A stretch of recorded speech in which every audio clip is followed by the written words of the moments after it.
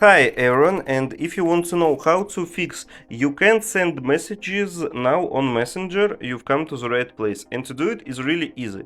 Open your Play Store and find your Messenger. Once you find it, click on it, and here you need to make sure that it says open. If it says update, click on update and wait your Messenger for update.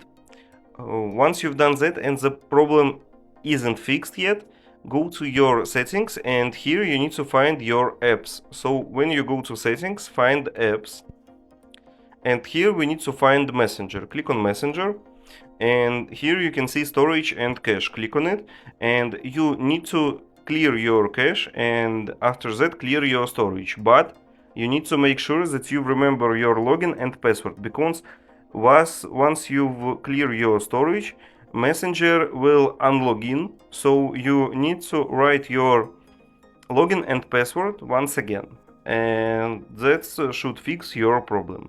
Thank you for watching, leave a like and subscribe.